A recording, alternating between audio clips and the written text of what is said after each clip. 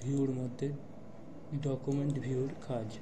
Document ভিউর মধ্যে আছে প্রিন্ট লেআউট, ফুল screen reading, web layout, outline, draft.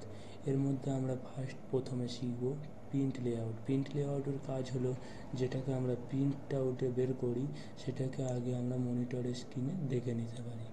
এরপরে কাজ হলো full screen reading. Full screen রিডিংয়ের কাজ হলো আমাদের এইখানে পড়তে অসুবিধা হয়, তার জন্য আমরা ফুল স্ক্রিন রিডিংয়ে ক্লিক করি।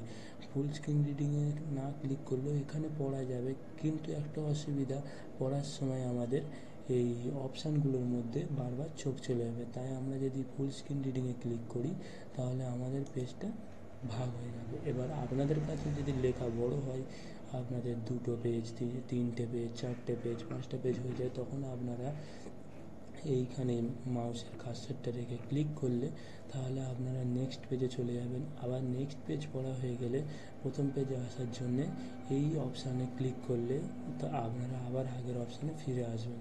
আর এইখান দিয়ে আপনারা আবার প্রথমের কীভাবে ফিরে যাবেন, তখন আপনারা এই ক্লোজ অপশানে ক্লিক করলে আপনারা আবার আগের অপশানে ফিরে আসবেন। এরপরে আমাদের কাজ হলো ওয়েব লেআউট। ওয়েব লেআউটের কাজ হলো আমাদের এই লেখাগুলোকে ওয়েবের লেখার মতো করে নেওয়া। ওয়েবের লেখার মুখেরাম যে এইখানে ক্লিক করলাম, লেখাগুলো চেঞ্জ হয়ে গিয়ে ওয়েবের লেখার মতো হয়ে গেল।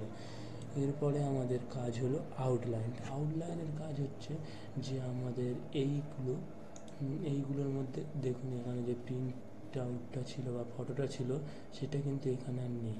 আমরা এইখানে কিবোর্ডের কার্সারটা রেখে এন্টার চাপলে পরের লাইনে একটা ডট চলে আসবে। আবার আমরা যদি এখানে রেখে ক্লিক করি তাহলে এন্টার চাপি, তাহলে পরের লাইনে আবার একটা ডট চলে আসবে।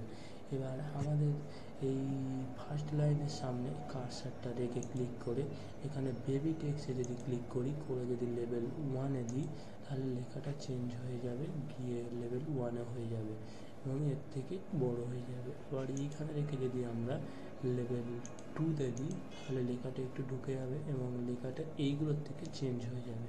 আর এইখানে রেখে যদি আমরা লেভেল 4-এ দিই তাহলে লেখাটা অনেকটাই ঢুকে যাবে, লেখার ধরনটা অনেকটাই চেঞ্জ হয়ে যাবে। এবার আমরা এইখান দিয়ে আবার প্রথমের অপশানে কীভাবে ফিরে যাব, তার জন্য আমরা এখানে ক্লোজ অপশানটায় ক্লিক করলে আমরা ফিরে আসতে পারবো প্রথমে।